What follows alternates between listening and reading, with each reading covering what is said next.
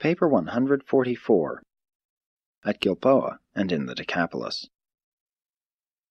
September and October were spent in retirement at a secluded camp upon the slopes of Mount Gilboa. The month of September Jesus spent here alone with his apostles, teaching and instructing them in the truths of the kingdom. There were a number of reasons why Jesus and his apostles were in retirement at this time on the borders of Samaria and the Decapolis. The Jerusalem religious rulers were very antagonistic. Herod Antipas still held John in prison, fearing either to release or execute him, while he continued to entertain suspicions that John and Jesus were in some way associated. These conditions made it unwise to plan for aggressive work in either Judea or Galilee. There was a third reason: the slowly augmenting tension between the leaders of John's disciples and the apostles of Jesus, which grew worse with the increasing number of believers. Jesus knew that the days of the preliminary work of teaching and preaching were about over, that the next move involved the beginning of the full and final effort of his life on earth, and he did not wish the launching of this undertaking to be in any manner either trying or embarrassing to John the Baptist. Jesus had therefore decided to spend some time in retirement, rehearsing his apostles, and then to do some quiet work in the cities of the Decapolis until John should be either executed or released to join them in a united effort. 1. The Gilboa encampment. As time passed, the 12 became more devoted to Jesus and increasingly committed to the work of the kingdom. Their devotion was in large part a matter of personal loyalty. They did not grasp his many-sided teaching. They did not fully comprehend the nature of Jesus or the significance of his bestowal on earth. Jesus made it plain to his apostles that they were in retirement for 3 reasons. 1. To confirm their understanding of and faith in the gospel of the kingdom. 2. To allow opposition to their work in both Judea and Galilee to quiet down. 3. To await the fate of John the Baptist. While tarrying on Gilboa, Jesus told the 12 much about his early life and his experiences on Mount Hermon. He also revealed something of what happened in the hills during the 40 days immediately after his baptism. And he directly charged them that they should tell no man about these experiences until after he had returned to the Father. During these September weeks they rested, visited, recounted their experiences since Jesus first called them to service, and engaged in an earnest effort to coordinate what the Master had so far taught them. In a measure they all sensed that this would be their last opportunity for prolonged rest. They realized that their next public effort in either Judea or Galilee would mark the beginning of the final proclamation of the coming kingdom, but they had little or no settled idea as to what the kingdom would be when it came. John and Andrew thought the kingdom had already come. Peter and James believed that it was yet to come. Nathanael and Thomas frankly confessed they were puzzled. Matthew, Philip, and Simon Zelotes were uncertain and confused. The twins were blissfully ignorant of the controversy, and Judas Iscariot was silent, non-committal. Much of this time Jesus was alone on the mountain near the camp. Occasionally he took with him Peter, James, or John, but more often he went off to pray or commune alone. Subsequent to the baptism of Jesus and the 40 days in the Perean hills, it is hardly proper to speak of these seasons of communion with his Father as prayer, nor is it consistent to speak of Jesus as worshiping, but it is altogether correct to allude to these seasons as personal communion with his Father. The central theme of the discussions throughout the entire month of September was prayer and worship. After they had discussed worship for some days, Jesus finally delivered his memorable discourse on prayer in answer to Thomas's request, "Master, teach us how to pray." John had taught his disciples a prayer for salvation in the coming kingdom. Although Jesus never forbade his followers to use John's form of prayer, the apostles very early perceived that their Master did not fully approve of the practice of uttering set and formal prayers. Nevertheless, believers constantly requested to be taught how to pray.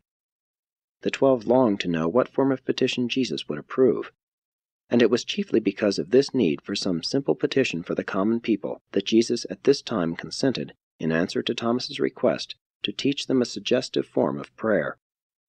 Jesus gave this lesson one afternoon in the 3rd week of their sojourn on Mount Gilboa. 2. The Discourse on Prayer. John indeed taught you a simple form of prayer. O Father, cleanse us from sin, show us your glory, reveal your love, and let your Spirit sanctify our hearts forevermore. Amen. He taught this prayer that you might have something to teach the multitude. He did not intend that you should use such a set and formal petition as the expression of your own souls in prayer. Prayer is entirely a personal and spontaneous expression of the attitude of the soul toward the Spirit. Prayer should be the communion of sonship and the expression of fellowship.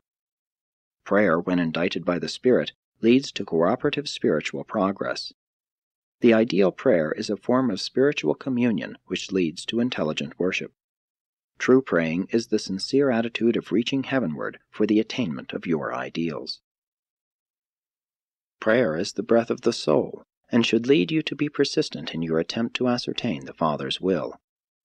If any one of you has a neighbor, and you go to him at midnight and say, "Friend, lend me 3 loaves, for a friend of mine on a journey has come to see me, and I have nothing to set before him," and if your neighbor answers, "Trouble me not, for the door is now shut, and the children and I are in bed, therefore I cannot rise and give you bread," you will persist, explaining that your friend hungers, and that you have no food to offer him. I say to you, though your neighbor will not rise and give you bread because he is your friend, yet because of your importunity he will get up and give you as many loaves as you need. If then persistence will win favors even from mortal man, how much more will your persistence in the Spirit win the bread of life for you from the willing hands of the Father in heaven? Again I say to you, ask and it shall be given you, seek and you shall find, knock and it shall be opened to you. For everyone who asks receives, he who seeks finds, and to him who knocks the door of salvation will be opened. Which of you who is a father, if his son asks unwisely, would hesitate to give in accordance with parental wisdom rather than in the terms of the son's faulty petition? If the child needs a loaf, will you give him a stone just because he unwisely asks for it? If your son needs a fish, will you give him a water snake just because it may chance to come up in the net with the fish and the child foolishly asks for the serpent? If you then, being mortal and finite, know how to answer prayer and give good and appropriate gifts to your children, how much more shall your heavenly Father give the Spirit and many additional blessings to those who ask him? Men ought always to pray and not become discouraged. Let me tell you the story of a certain judge who lived in a wicked city. This judge feared not God nor had respect for man. Now there was a needy widow in that city who came repeatedly to this unjust judge, saying, "Protect me from my adversary." For some time he would not give ear to her, but presently he said to himself, "Though I fear not God nor have regard for man, yet because this widow ceases not to trouble me, I will vindicate her, lest she wear me out by her continual coming." These stories I tell you to encourage you to persist in praying, and not to intimate that your petitions will change the just and righteous Father above. Your persistence, however, is not to win favor with God, but to change your earth attitude and to enlarge your soul's capacity for spirit receptivity. But when you pray, you exercise so little faith. Genuine faith will remove mountains of material difficulty which may chance to lie in the path of soul expansion and spiritual progress. 3. The believer's prayer. But the apostles were not yet satisfied. They desired Jesus to give them a model prayer which they could teach the new disciples. After listening to this discourse on prayer, James Zebedee said, "Very good, Master, but we do not desire a form of prayer for ourselves, so much as for the newer believers who so frequently beseech us, 'Teach us how acceptably to pray to the Father in heaven.'" When James had finished speaking, Jesus said, "If then you still desire such a prayer, I would present the one which I taught my brothers and sisters in Nazareth. Our Father who is in heaven, hallowed be your name. Your kingdom come, your will be done, on earth as it is in heaven. Give us this day our bread for tomorrow. Refresh our souls with the water of life. And forgive us every one of our debts, as we also have forgiven our debtors. Save us in temptation, deliver us from evil, and increasingly make us perfect like yourself." It is not strange that the apostles desired Jesus to teach them a model prayer for believers. John the Baptist had taught his followers several prayers. All great teachers had formulated prayers for their pupils. The religious teachers of the Jews had some 25 or 30 set prayers which they recited in the synagogues and even on the street corners. Jesus was particularly averse to praying in public. Up to this time the 12 had heard him pray only a few times. They observed him spending entire nights at prayer or worship, and they were very curious to know the manner or form of his petitions. They were really hard-pressed to know what to answer the multitudes when they asked to be taught how to pray as John had taught his disciples. Jesus taught the 12 always to pray in secret, to go off by themselves amidst the quiet surroundings of nature, or to go in their rooms and shut the doors when they engaged in prayer. After Jesus' death and ascension to the Father, it became the practice of many believers to finish this so-called Lord's Prayer by the addition of, "In the name of the Lord Jesus Christ." Still later on, 2 lines were lost in copying, and there was added to this prayer an extra clause reading, "For yours is the kingdom, and the power, and the glory, forevermore." Jesus gave the apostles the prayer in collective form as they had prayed it in the Nazareth home. He never taught a formal personal prayer, only group, family, or social petitions, and he never volunteered to do that. Jesus taught that effective prayer must be 1. Unselfish, not alone for oneself. 2. Believing according to faith. 3. Sincere, honest of heart. 4. Intelligent according to light. 5. Trustful in submission to the Father's all-wise will. When Jesus spent whole nights on the mountain in prayer, it was mainly for his disciples, particularly for the 12. The Master prayed very little for himself, although he engaged in much worship of the nature of understanding communion with his Paradise Father. 4. More about prayer. For days after the discourse on prayer, the apostles continued to ask the Master questions regarding this all-important and worshipful practice. Jesus' instruction to the apostles during these days regarding prayer and worship may be summarized and restated in modern phraseology as follows. The earnest and longing repetition of any petition, when such a prayer is the sincere expression of a child of God and is uttered in faith, no matter how ill-advised or impossible of direct answer, never fails to expand the soul's capacity for spiritual receptivity. In all praying, remember that sonship is a gift. No child has aught to do with earning the status of son or daughter. The earth child comes into being by the will of its parents. Even so, the child of God comes into grace and the new life of the Spirit by the will of the Father in heaven. Therefore must the kingdom of heaven, divine sonship, be received as by a little child. You earn righteousness, progressive character development, but you receive sonship by grace and through faith. Prayer led Jesus up to the supercommunion of his soul with the supreme rulers of the universe of universes. Prayer will lead the mortals of earth up to the communion of true worship. The soul's spiritual capacity for receptivity determines the quantity of heavenly blessings which can be personally appropriated and consciously realized as an answer to prayer. Prayer and its associated worship is a technique of detachment from the daily routine of life, from the monotonous grind of material existence. It is an avenue of approach to spiritualized self-realization and individuality of intellectual and religious attainment. Prayer is an antidote for harmful introspection. At least, prayer as the Master taught it is such a beneficent ministry to the soul. Jesus consistently employed the beneficial influence of praying for one's fellows. The Master usually prayed in the plural, not in the singular. Only in the great crises of his earth life did Jesus ever pray for himself. Prayer is the breath of the spirit life in the midst of the material civilization of the races of mankind. Worship is salvation for the pleasure-seeking generations of mortals. As prayer may be likened to recharging the spiritual batteries of the soul, so worship may be compared to the act of tuning in the soul to catch the universe broadcasts of the infinite Spirit of the Universal Father. Prayer is the sincere and longing look of the child to its Spirit Father. It is a psychologic process of exchanging the human will for the divine will. Prayer is a part of the divine plan for making over that which is into that which ought to be. One of the reasons why Peter, James, and John, who so often accompanied Jesus on his long night vigils, never heard Jesus pray, was because their Master so rarely uttered his prayers as spoken words. Practically all of Jesus' praying was done in the Spirit and in the heart, silently. Of all the apostles, Peter and James came the nearest to comprehending the Master's teaching about prayer and worship. 5.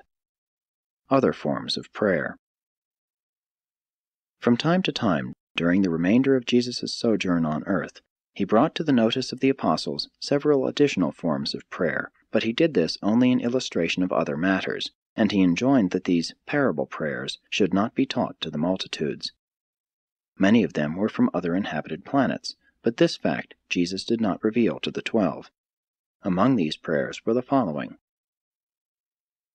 Our Father, in whom consists the universe realms, uplifted be your name, and all glorious your character. Your presence encompasses us, and your glory is manifested imperfectly through us, as it is in perfection shown on high. Give us this day the vivifying forces of light, and let us not stray into the evil bypaths of our imagination. For yours is the glorious indwelling, the everlasting power, and to us the eternal gift of the infinite love of your Son, even so, and everlastingly true.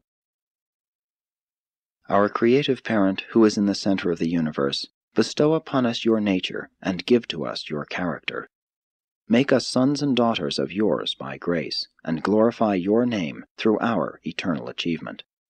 Your adjusting and controlling Spirit give to live and dwell within us, that we may do your will on this sphere as angels do your bidding in light. Sustain us this day in our progress along the path of truth. Deliver us from inertia, evil, and all sinful transgression. Be patient with us as we show loving kindness to our fellows. Shed abroad the spirit of your mercy in our creature hearts. Lead us by your own hand, step by step, through the uncertain maze of life, and when our end shall come, receive into your own bosom our faithful spirits. Even so, not our desires, but your will be done. Our perfect and righteous Heavenly Father, this day guide and direct our journey. Sanctify our steps and coordinate our thoughts. Ever lead us in the ways of eternal progress. Fill us with wisdom to the fullness of power, and vitalize us with your infinite energy. Inspire us with the divine consciousness of the presence and guidance of the seraphic hosts. Guide us ever upward in the pathway of light. Justify us fully in the day of the great judgment. Make us like yourself in eternal glory, and receive us into your endless service on high. Our Father who is in the mystery, reveal to us your holy character. Give your children on earth this day to see the way, the light, and the truth.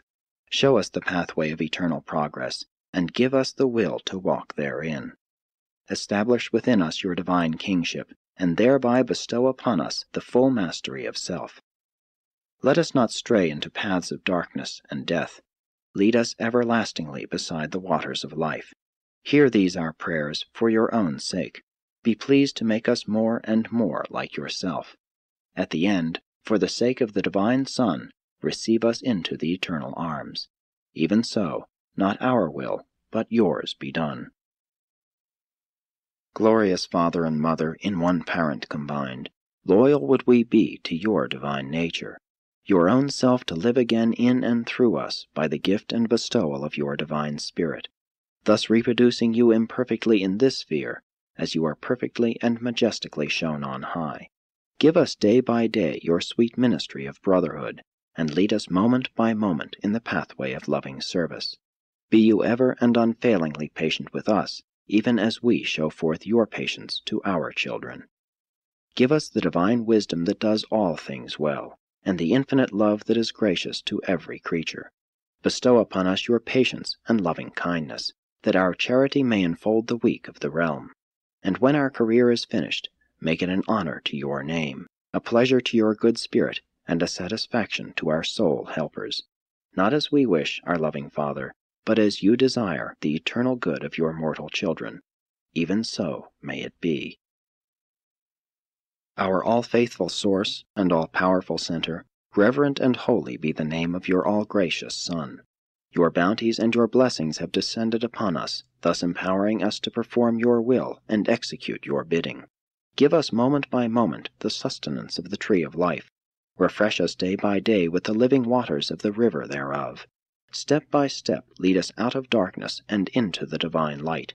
Renew our minds by the transformations of the indwelling Spirit. And when the mortal end shall finally come upon us, receive us to yourself and send us forth in eternity. Crown us with celestial diadems of fruitful service, and we shall glorify the Father, the Son, and the Holy Influence, even so, throughout a universe without end. Our Father, who dwells in the secret places of the universe, honored be your name, reverenced your mercy, and respected your judgment. Let the Sun of Righteousness shine upon us at noontime, while we beseech you to guide our wayward steps in the twilight. Lead us by the hand in the ways of your own choosing, and forsake us not when the path is hard and the hours are dark. Forget us not as we so often neglect and forget you, but be you merciful and love us as we desire to love you. Look down upon us in kindness and forgive us in mercy, as we in justice forgive those who distress and injure us. May the love, devotion, and bestowal of the majestic Son make available life everlasting with your endless mercy and love. May the God of universes bestow upon us the full measure of His Spirit. Give us grace to yield to the leading of this Spirit. By the loving ministry of devoted seraphic hosts, may the Son guide and lead us to the end of the age. Make us ever and increasingly like yourself, and at our end receive us into the eternal paradise embrace. Even so, in the name of the bestowal Son, and for the honor and glory of the Supreme Father. Though the apostles were not at liberty to present these prayer lessons in their public teachings, they profited much from all of these revelations in their personal religious experiences. Jesus utilized these and other prayer models as illustrations in connection with the intimate instruction of the 12, and specific permission has been granted for transcribing these 7 specimen prayers into this record. 6. Conference with John's Apostles.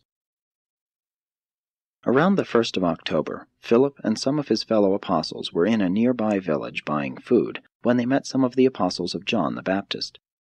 As a result of this chance meeting in the marketplace, there came about a 3 weeks conference at the GILBOA camp between the apostles of Jesus and the apostles of John, for John had recently appointed 12 of his leaders to be apostles, following the precedent of Jesus. John had done this in response to the urging of Abner, the chief of his loyal supporters. Jesus was present at the GILBOA camp throughout the first week of this joint conference, but absented himself during the last 2 weeks. By the beginning of the 2nd week of this month, Abner had assembled all of his associates at the GILBOA camp, and was prepared to go into council with the apostles of Jesus. For 3 weeks these 24 men were in session 3 times a day, and for 6 days each week. The first week Jesus mingled with them between their forenoon, afternoon, and evening sessions. They wanted the Master to meet with them and preside over their joint deliberations, but he steadfastly refused to participate in their discussions, though he did consent to speak to them on 3 occasions. These talks by Jesus to the 24 were on sympathy, cooperation, and tolerance. Andrew and Abner alternated in presiding over these joint meetings of the 2 apostolic groups. These men had many difficulties to discuss and numerous problems to solve. Again and again would they take their troubles to Jesus, only to hear him say, "I am concerned only with your personal and purely religious problems. I am the representative of the Father to the individual, not to the group. If you are in personal difficulty in your relations with God, come to me, and I will hear you and counsel you in the solution of your problem. But when you enter upon the coordination of divergent human interpretations of religious questions and upon the socialization of religion, you are destined to solve all such problems by your own decisions. Albeit, I am ever sympathetic and always interested, and when you arrive at your conclusions touching these matters of non-spiritual import, provided you are all agreed, then I pledge in advance my full approval and hearty cooperation. And now, in order to leave you unhampered in your deliberations, I am leaving you for 2 weeks. Be not anxious about me, for I will return to you. I will be about my Father's business, for we have other realms besides this one." After thus speaking, Jesus went down the mountainside, and they saw him no more for 2 full weeks. And they never knew where he went or what he did during these days. It was some time before the 24 could settle down to the serious consideration of their problems. They were so disconcerted by the absence of the Master. However, within a week they were again in the heart of their discussions, and they could not go to Jesus for help. The first item the group agreed upon was the adoption of the prayer which Jesus had so recently taught them. It was unanimously voted to accept this prayer as the one to be taught believers by both groups of apostles. They next decided that, as long as John lived, whether in prison or out, both groups of 12 apostles would go on with their work, and that joint meetings for 1 week would be held every 3 months at places to be agreed upon from time to time. But the most serious of all their problems was the question of baptism. Their difficulties were all the more aggravated because Jesus had refused to make any pronouncement upon the subject. They finally agreed, as long as John lived, or until they might jointly modify this decision, only the apostles of John would baptize believers, and only the apostles of Jesus would finally instruct the new disciples. Accordingly, from that time until after the death of John, 2 of the apostles of John accompanied Jesus and his apostles to baptize believers, for the joint council had unanimously voted that baptism was to become the initial step in the outward alliance with the affairs of the kingdom. It was next agreed, in case of the death of John, that the apostles of John would present themselves to Jesus and become subject to his direction, and that they would baptize no more unless authorized by Jesus or his apostles. And then it was voted that, in case of John's death, the apostles of Jesus would begin to baptize with water as the emblem of the baptism of the divine Spirit. As to whether or not repentance should be attached to the preaching of baptism was left optional. No decision was made binding upon the group. John's apostles preached, "Repent and be baptized." Jesus' apostles proclaimed, "Believe and be baptized." And this is the story of the first attempt of Jesus' followers to coordinate divergent efforts, compose differences of opinion, organize group undertakings, legislate on outward observances, and socialize personal religious practices. Many other minor matters were considered and their solutions unanimously agreed upon.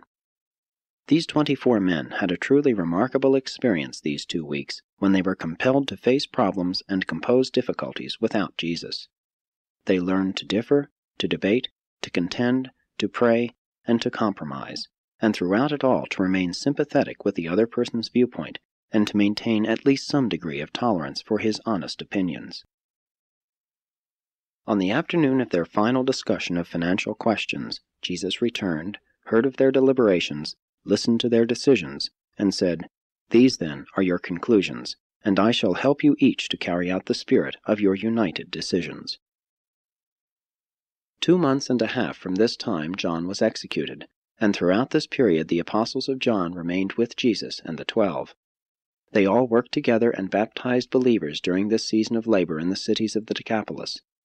The GILBOA camp was broken up on November 2, AD 27. 7. In the Decapolis cities. Throughout the months of November and December, Jesus and the 24 worked quietly in the Greek cities of the Decapolis, chiefly in Scythopolis, Gerasa, Abila, and Gadara.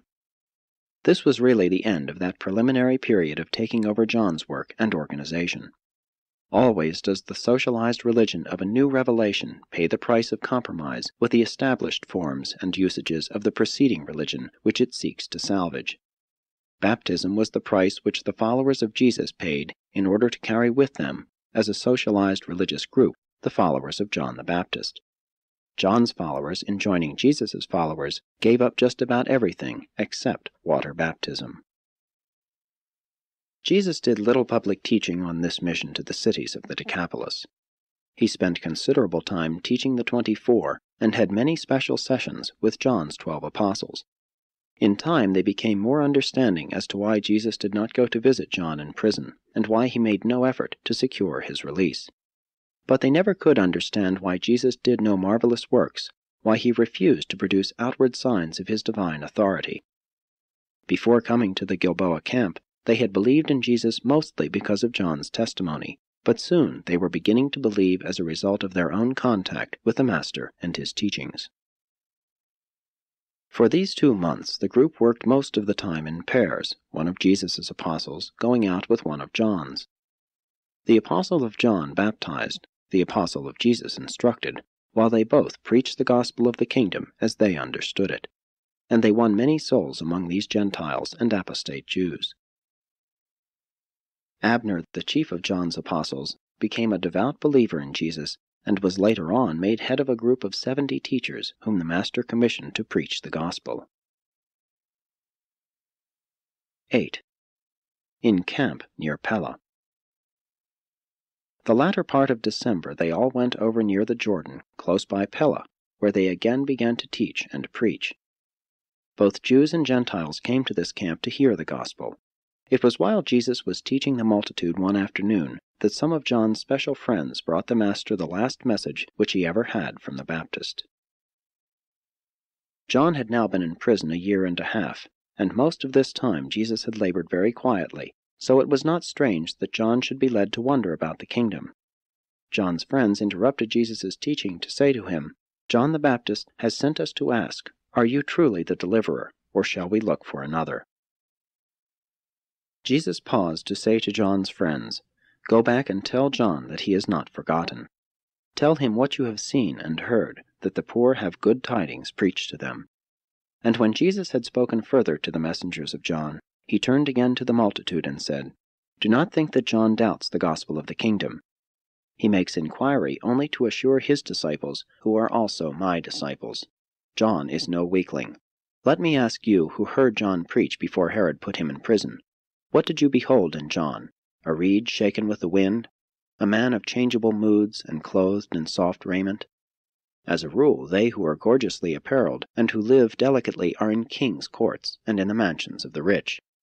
But what did you see when you beheld John? A prophet? Yes, I say to you, and much more than a prophet. Of John it was written, 'Behold, I send my messenger before your face. He shall prepare the way before you.'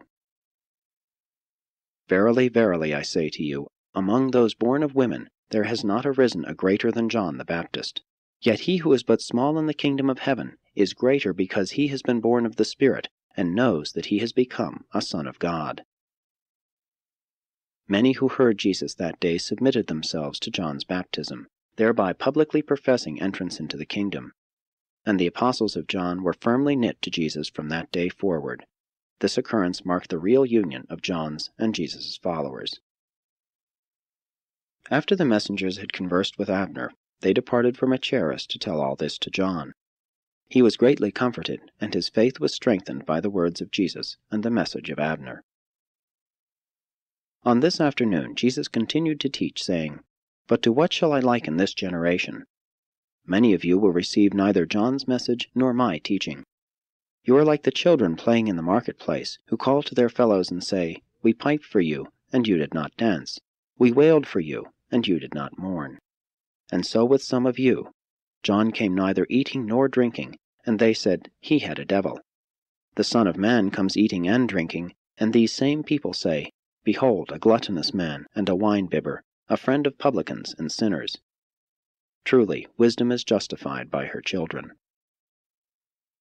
It would appear that the Father in heaven has hidden some of these truths from the wise and haughty, while he has revealed them to babes. But the Father does all things well. The Father reveals himself to the universe by the methods of his own choosing. Come, therefore, all you who labor and are heavy laden, and you shall find rest for your souls. Take upon you the divine yoke, and you will experience the peace of God, which passes all understanding. 9. Death of John the Baptist. John the Baptist was executed by order of Herod Antipas on the evening of January 10, A.D. 28. The next day a few of John's disciples who had gone to Machaerus heard of his execution and, going to Herod, made request for his body, which they put in a tomb, later giving it burial at Sebaste, the home of Abner. The following day, January 12th, they started north to the camp of John's and Jesus' apostles near Pella, and they told Jesus about the death of John. When Jesus heard their report, he dismissed the multitude, and, calling the 24 together, said, "John is dead. Herod has beheaded him. Tonight go into joint council and arrange your affairs accordingly. There shall be delay no longer. The hour has come to proclaim the kingdom openly and with power. Tomorrow we go into Galilee." Accordingly, early on the morning of January 13, A.D. 28, Jesus and the apostles, accompanied by some 25 disciples, made their way to Capernaum and lodged that night in Zebedee's house.